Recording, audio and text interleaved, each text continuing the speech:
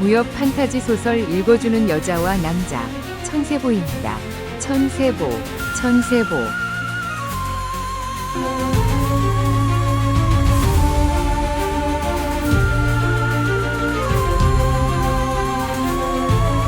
天地震撼的强者摇撼，如今我站立在巅峰之巅，未曾见过的招式盛开绽放，天下无双的王座属于我，流转的岁月如江河 천세보 오늘은 停 일부歇， 8번째 黎明的 시간입니다. 光芒划破长空， 행인들이 오가는 거리에서 보는 천세보 건물은 그저 그런 작은 건물이다. 천세보가 관장하는 물류와 금융의 규모에 비하면 건물 규모가 턱없이 작을 뿐만 아니라 거기에서 일하는 사람도 많지 않다. 그러나 외부인이 드나들 수 있는 이 건물만 보고 천세보를 봤다고 한다면 큰 오산이다. 거리의 연안 건물 뒤편으로 많은 사람들이 일하는 훨씬 더 큰 규모의 건물이 있다. 외부인의 출입이 철저하게 통제된 이 건물은 각종 거래 체결 및 청산 문서와 수결의 발행 및 결제, 그리고 환전 업무 등이 처리되는 곳으로 가히 천세보의 진면목이라 할 수 있다. 그리고 다시 그 뒤편으로 더 들어가면 단아한 건물이 하나 나오는데 이곳이 바로 천세보의 심장, 총관저이다. 이 총관저에는 총관 집무실, 부속실, 접견실 등 총관을 위한 공간과 전국에서 수집된 정보를 관장하고 조직을 지휘하는 천세보 최고 건부 공간들이 있다. 총관저 한 접견실에서 언제부터인가 두 인형 사이에 한없는 침묵이 흐르고 있었다. 양소민의 긴 보고가 끝난 지 오래되었지만 황 총관은 아무 말도 하지 않은 채 깊은 생각에만 잠겨 있었다. 충격적인 양소민의 보고에도 황 총관은 이미 다 예상한 일이라는 듯 전혀 놀라지 않고 오히려 담담하게 양소민의 보고를 듣고만 있다가 보고가 끝나자 아무런 언급을 하지 않고 깊은 생각에 빠져들었던 것이다. 자연 두 사람 사이에는 무거운 침묵이 흘렀고 그 침묵은 양소민을 몹시 불안하게 만들고 있었다. 왜냐하면 양소민은 별당 처자에게 들은 얘기를 그대로 보고하지 않고 봉인 해제인에 대한 짐작과 봉인 해제인과 별당 처자와의 관계에 대한 짐작, 이 두 가지 짐작을 보고해서 누락했기 때문이었다. 이제까지 한 번도 한 적이 없는, 아니 이제까지 상상조차 해본 적이 없는 보고 누락. 이 보고 누락은 명백한 기망이고 이 기망의 죄값은 목숨이 10개라도 부족하다는 사실을 누구보다도 잘 아는 양소민의 가슴은 한없이 쫄아들고 있었던 것이다. 그러나 비밀을 품게 된 여심은 괴로우면서도 달콤한 불안 속에서 강인하게 버텨내고 있었다. 양소민은 이 미묘한 심정과 어처구니 없는 상황을 이해할 수 없었다. 아, 내가 어떻게 감히 총관에게 목숨을 걸고 비밀을 갖다니. 양소민은 그저 왠지 그 두 가지 짐작은 황 총관에게 말하고 싶지 않았을 뿐이었다. 이런 와중에 황 총관의 침묵이 길어지자 양소민은 점점 더 가슴이 타들어가고 있었다. 아, 저자가 지금 무슨 생각을 하고 있나? 저자의 심계는 귀신도 모르는데? 나의 보고에 놀라지 않는 것만 보아도 다 저자가 예상한 거라는 얘긴데. 그렇다면 혹시 나의 비밀에 대해서 무슨 낌새를 눈치챈 건가? 설마. 아, 모르겠다. 내 머릿속도 저 자에게는 부처님 손바닥일지도. 어느새 양소민의 주위에 눈에 띄게 초조함이 감돌고 있었다. 회주. 네. 내 의총관 어르신. 뭔가 마음에 걸리는 것이라도 있나? 무거운 침묵을 깨는 황 총관의 질문이 날카로운 눈빛에 실려 비수처럼 양소민에게 날아왔다. 아, 아닙니다. 총관 어르신. 나쁜 짓을 하다가 들킨 아이처럼 당황하는 양소민의 부인의 황 총관은 침묵으로 양소민의 부인을 부인하였고 입을 닫은 채 쏘아보는 날카로운 황 총관의 눈빛에 양소민은 간이 콩알처럼 오그라들었다. 그러나 비밀을 지키려는 여심의 강인한 의지는 벼랑 끝 위기에서도 침착하게 임기응변을 발휘하였다. 시릇. 개방첩자에게 이 소식이 새어 나갔습니다. 급히 손을 썼지만 첩자의 도주를 막지는 못했습니다. 첩자는 중상을 입은 채 도주 중입니다. 영오류가 추적하고 있으니 곧 소식이 있을 것으로 사료되옵니다.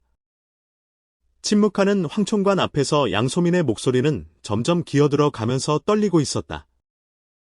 정말 면목 없습니다. 총관 어르신. 불민한 소인이 감히 죄를 처마옵니다. 총관 어르신. 양소민의 청죄에도 황총관은 가타부타 말없이 날카로운 눈빛을 거두지 않았다. 아직도 나의 불안한 태도를 의심하는 것 같은데. 에이, 이미 비밀에 붙인 걸. 이미 엎질러진 물. 이제 물러설 길도 없어. 그래, 사실 봉인 해제인을 내가 짐작할 수 있다는 사실을 저자가 알 리는 없어. 그래. 그리고 봉인 해제인과 별당 처자의 인연을 내가 짐작할 수 있다는 사실 또한 저자가 어떻게 알겠어. 그래, 이 비밀은 끝까지 버텨보자. 이미 엎질러진 물이라고. 비밀에 대해 생각을 정리하자. 양소민은 마음이 담대해지면서 진정되었고 그에 따라 주위에 감돌던 불안한 기색이 가시기 시작했다. 첩자에 대한 일로 회주에게 죄를 묻지는 않겠다. 그리고 네, 총관 어르신. 하교하시옵소서. 회주는 앞으로 영오류에게 도움을 청하지 말라. 존명하옵니다. 또한 앞으로 영오일검이 요청하는 일은 무엇이든 협조하기 바란다. 존명하옵니다. 매화첩을 내어달라고 해도 응하기 바란다. 존명하옵니다. 납죽납죽 대답하는 와중에 양소민의 태도에는 이전의 불안함이 눈에 띄게 사라져 있었다. 그러나 석연치 않은 표정을 풀지 않은 채 황총관은 들릴 듯 말 듯 혼잣말을 내까렸다. 뭔가 석연치 않아. 왜 자꾸 그놈이 생각나는지. 황총관의 혼잣말에 양소민은 가슴이 뜨끔했으나 이제는 이미 내심을 감출 수 있을 만큼 여유가 생겼다. 회주. 네, 총관 어르신. 어떤 경우에도 회주에게 죄를 묻지 않겠다. 하니 사실대로만 대답해 주기 바란다. 추호의 거짓 없이 사실만을 고하겠습니다. 하문하시옵소서. 3년 전 식향산에 중독되었던 그자는 어떻게 되었나? 아, 네. 결국 양소민의 불안을 찌르는 질문이 날아오고야 말았다. 다행히 양소민은 이미 침착을 유지할 만큼 마음이 안정되어 있었다. 그자는 총관 어르신께 보고를 드린 날, 그 다음 날 상춘각을 떠났습니다. 어디로 갔는지는 모릅니다. 어르신 가르침대로 여인을 품게 해주었는데 그렇게 하룻밤을 지낸 후 다음 날 아무도 모르게 사라졌습니다. 그래. 그럼 그의 죽음을 직접 본 건 아니군. 그렇습니다. 그렇지만 식향사는 그래. 그 누구라도 해독할 수는 없을 거야. 황총관은 생각을 털어내려는 듯 공연히 고개를 천천히 끄덕이며 들릴 듯 말 듯한 혼잣말을 내까렸다. 그렇겠지. 그래. 그녀가 나에게 반지의 서약을 깨는 거짓말을 했을 리는 없어. 양소민은 다시 마음속에 여성안이 떠올랐지만 이제는 아까보다는 훨씬 불안이 가셔 황총관의 혼잣말에 궁금증까지 발동되는 여유가 생겼다. 그녀라뇨? 회주는 몰라도 된다. 아, 네? 송구하옵니다. 어느덧 양소민은 평소의 자연스러움을 완전히 회복하였다. 총관 어르신. 말하라. 아래옵기 송구하오나 궁금한 것이 있사옵니다. 무엇이든 물어보라. 봉인 해제인이 올 것을 어떻게 알고 별당 처자를 보내셨는지요? 건. 우연이었을 뿐이다. 어떤 사람은 하늘의 뜻이라고 하겠지? 또 어떤 사람은 수기의 시련이라고도 할 거고.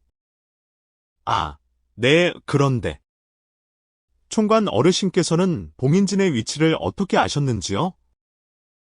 봉인진의 위치는 명시적으로 알려져 있지 않다. 나도 짐작했을 뿐이다. 다행히 내 짐작이 맞았던 것이지. 아, 네? 그런데 봉인 해제인은 어떻게 봉인을 해제했을까요? 인간의 지혜로는 풀 수 없다고 하셨잖아요? 글쎄. 아마도 그 사슴이 인도했겠지. 아, 네, 그렇군요. 사슴은 인간이 볼 수 없는 것을 볼 수도 있겠지요. 황총관은 고개를 천천히 가로저었다.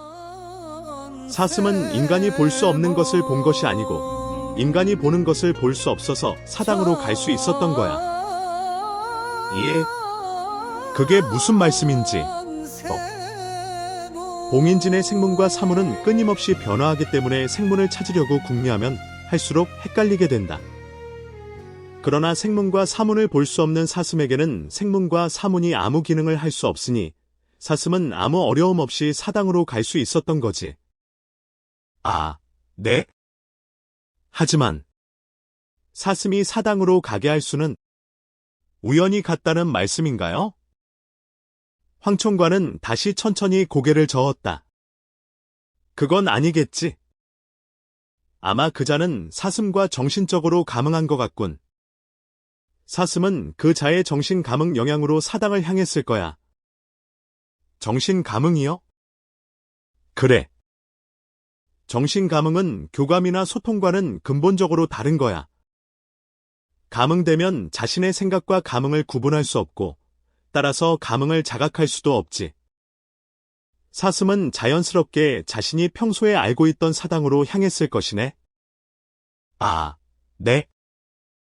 황총관의 설명에 양소민은 예전에 여성환을 만났을 때가 떠오르며 자신도 모르게 탄성이 터져 나왔다.